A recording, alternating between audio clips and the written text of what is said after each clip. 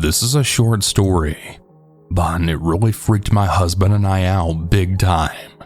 My husband and I love weekend camping in Utah in the area of Simpson Springs. We've camped there a few times, and a camping spot we've had our eye on the last couple of trips was actually available, so we jumped at the chance of getting it. It's surrounded by a couple of huge boulder rocks, so it's a little more private than the other campsites. On this particular weekend, we went mountain biking on the Porcupine Rim Trail. We did what they call the whole enchilada, so we made an entire day out of it. After a long day of biking, we were really looking forward to a nice campfire with a cozy night in our tent trailer. After we ate dinner and enjoyed the fire, the wind started to pick up, so we decided to go to bed as we were getting up early anyways to try out the Amasa Back Trail. We put out the fire and made sure that everything was locked up. As we were lying in bed half asleep, my husband says, "Hey, do you hear that?" I sat up and I heard someone walking around our tent trailer. We peeked out of the windows, but we couldn't see anything, but we could still hear something or someone walking around out there. A few minutes went by, and we were both wondering what the hell we should do. As we were standing by the door, suddenly someone tried to open the door. Now, there's two doors, a screen door and the main door, and luckily they were both locked.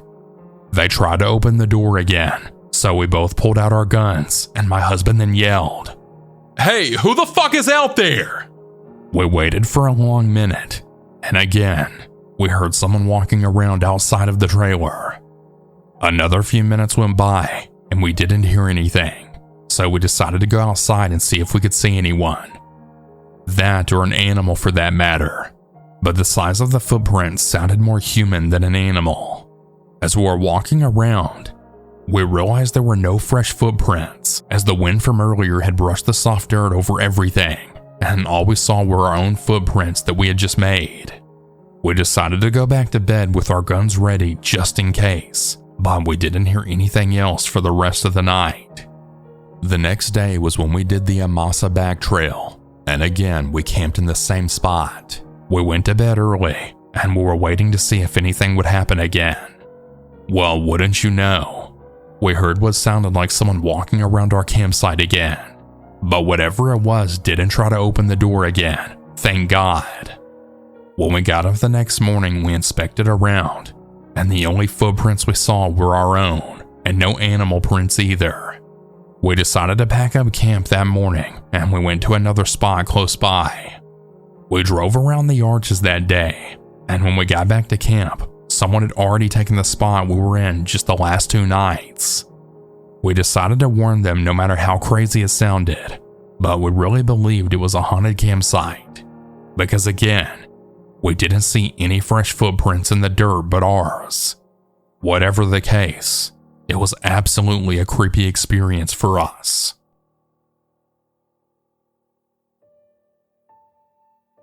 When I was 17, I had went camping with a big group of my friends. 6 of us, including me, all huddled together with enough alcohol to fill a brewery. We were camping out in a forest in our town. Our town was very rural, like less than 200 people rural. We didn't even have a supermarket. We had a gas station you could walk to in about 10 minutes.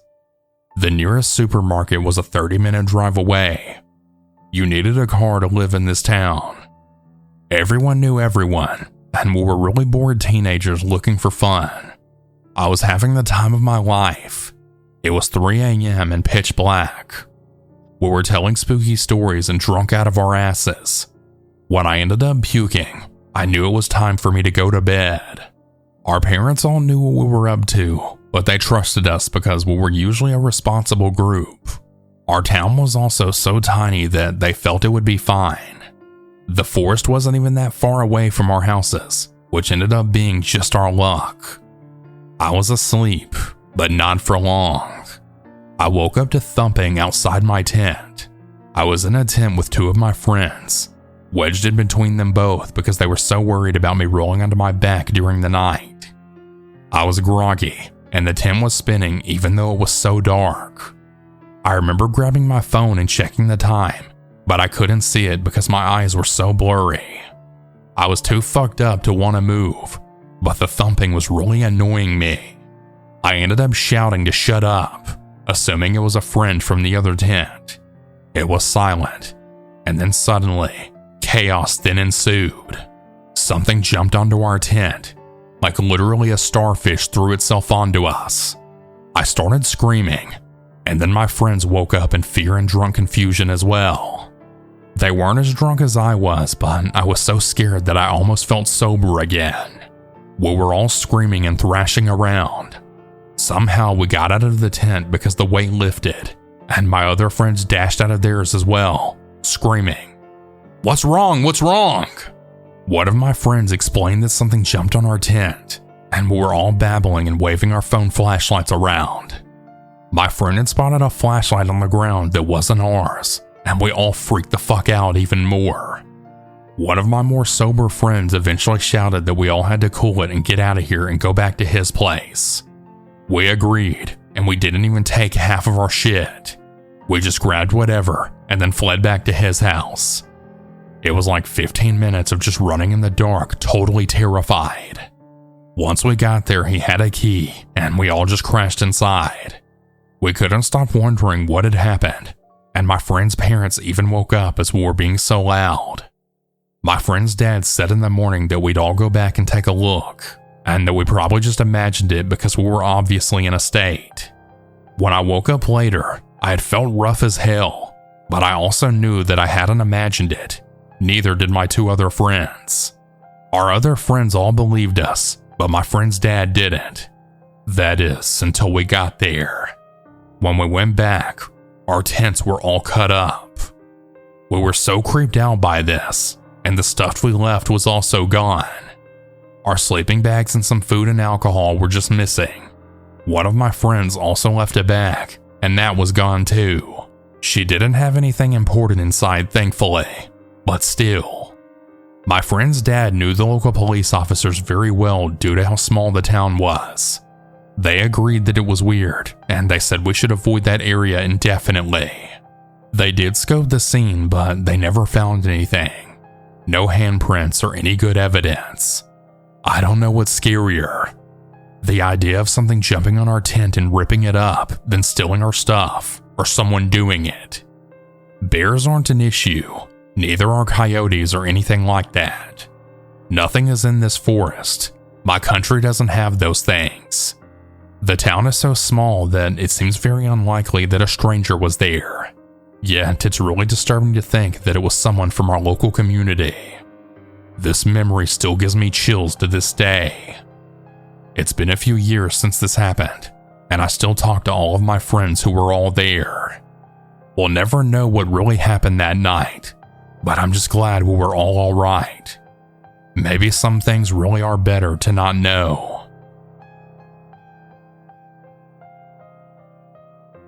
I'm a 25-year-old male, and I was probably around 21 at the time that this happened. Several years ago, I was taking an afternoon walk down the nature trail just outside the subdivision where I lived. I want to note that this trail was right next to a moderately busy 2-lane road with some houses on the opposite side of the road, so the area wasn't desolate.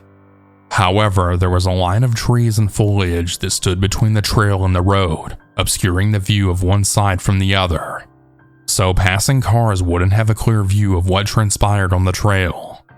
At some point, I had spotted a woman, late 20s if I had to guess, and she was standing alone in the middle of the trail. She stood there and watched me as I made my way down the trail towards her. Once I got close, she had asked if she could borrow my cell phone to call someone. Now, I had already read enough scary stories on subreddits like Let's Not Meet to know tactics like this. I had heard the stories about a woman who would ask for aid, get people in a vulnerable position, and then a man would swoop in and take the mark by surprise. Now, I did hesitate, but I still gave in to the social pressure and desire to help another person in need. I gave her my phone despite my better judgment. I was, however, on edge. I tensed up and I began looking around the place to see if anyone could pop out from somewhere, ready to react if someone would show up. I also made a point to remain standing in arm's reach of the woman. Then I heard a rustling from the brush. I instantaneously turned towards the sound and watched as a man emerges from the foliage. He looked around the same age as the woman and was notably quite short. He looked probably around 5'5" if I had to guess. I was probably glaring at him with a very obvious suspicion as he made his way over to the woman, standing at her side without saying a word. The woman then handed me my phone back, saying they didn't pick up, not even reacting to the man's presence. I just took my phone and then left. What I assume happened is that they were planning to mug my ass, but ended up bailing for whatever reason. Maybe it's because I was visibly on edge and they figured it wasn't worth trying to get the drop on me. Maybe the guy figured there was too much of a size difference between us. Or maybe he'd already put his plan into action, made a little too much noise, and then bailed while keeping a completely cool face as he made his way over to his presumed significant other. For my part, I was ready to grab the woman and then use her as a human shield, maybe even push her onto the guy. I'm really glad it didn't come to that though, especially given the outside possibility that there is some non-mugging explanation for this. But I guess I'll never really know for sure.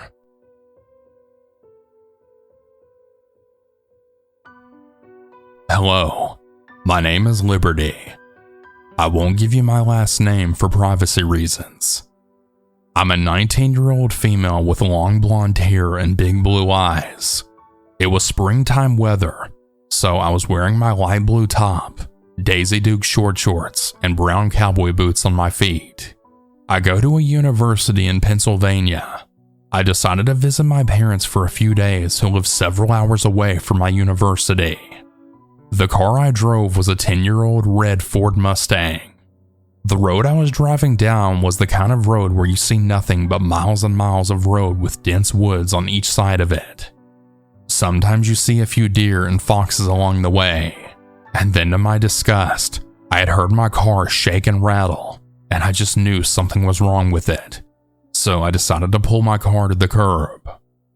As soon as I pulled over, my car's engine stopped completely. I tried over and over again to start it up, but it just wouldn't start. I then lifted up the hood of my car, and I knew it must have been my engine that had given out. Unfortunately, there was no cell phone signal where I was, and it was getting hot outside.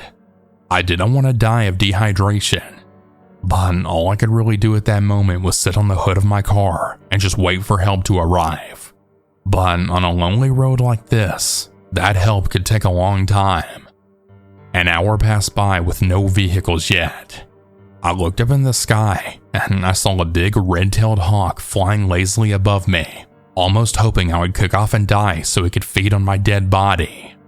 This was not an appetizing thought. I then heard a car rumbling down the road. When it got closer, I could see it was a 1919 Model T Ford car in good condition with an elderly man that was driving it. He looked like a preacher man wearing glasses, and he had a fedora black hat on his head with a black minister's top on. I tried to flag him down, but he just quickly drove right past me without even looking in my direction. People are not as trusting to one another these days. He, being elderly, may have thought I was a highway bandit or something, and he was not going to take the chance of getting robbed or killed because of me. So I just watched as the elderly preacher in his 1919 Ford Model T then disappeared into the sunset, right as I looked up the road hoping that another vehicle would pass by and help me very soon. Another hour passed by, then two. I was starting to sweat. It was getting hot now, and I was getting tired. I almost nodded off when I saw up the road another vehicle coming. It was an old pickup truck. As soon as it stopped, I was in total surprise to see this enormous 340-pound man. He was in his 20s, unshaven, dirty and unkempt. He wore blue overalls. He smelled like milk, yet underneath the smell was the smell of horse manure, but the smell of milk on his body was much stronger. The big man giggled and laughed and looked at me. I knew that he must be attracted to me by the way he was looking. "Hey miss, what are you doing way out yonder and you're lonesome like this?" He smiled, as I could see many crooked and missing teeth. I was just about to answer this man when he then suddenly grabbed my arm. Luckily, my arm was slick with sweat, and he couldn't get a good grip on me, as I then yanked my arm away and started to run through the woods away from him. This man may have been a simpleton, but who knew what the hell he wanted to do with me? Which was probably rape me and then kill me, so there would be no witnesses to what he had done. I didn't plan on giving him the chance, as I ran like hell through the woods. I then hid behind a big-ass rock, but this man was smart enough to know that I must be hiding somewhere close, as he stopped running too and then stayed in the area, calling me. Chickie! Chickie, Chickie, come here! Trying to lure me out. I then saw my chance, as I saw a big branch nearby, and I then picked it up. I waited for him to get close so I could hit him with it and then make my escape. When the huge man got near the rock where I was hiding, I suddenly jumped out, surprising the hell out of him, as I then clocked him right in the jaw with the big branch, to which he then yelled and then fell to the forest ground in pain. I then dropped the branch and then took off down the woods. I could hear the man cursing at me in anger. Ouch! Fuck! You fucking bitch! It was really frightening to me. I then looked back quickly, and I saw him getting up as he started to give chase yet again. I was running about full speed down the woods at this point, when I then stopped in fright for a brief second as I saw a black bear growling at me not too far away. Yes, an actual bear. I then stopped and stared at him in fear.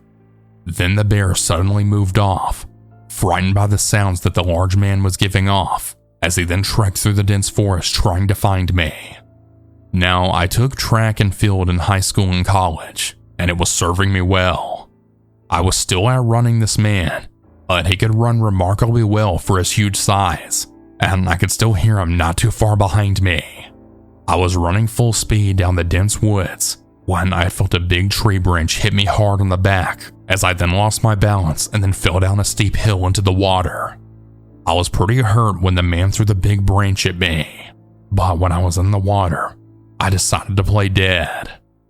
I must have been a good actress, because the big man, after staring at me for a full 12 minutes lying seamlessly lifeless in the water, finally headed back through the woods where he came from. I figured that he must have known the woods pretty well, because it really seemed like he had no fear, going right back to his vehicle. When the big man finally left, I waited a bit more just to make sure, as I got my battered body out of the water, and I then ran up a hill. The main road wasn't too far away, as I ran quickly to it hoping to flag down a vehicle for help. When I got to the road, I was in luck. There was a young man in a big Range Rover who had stopped to help me.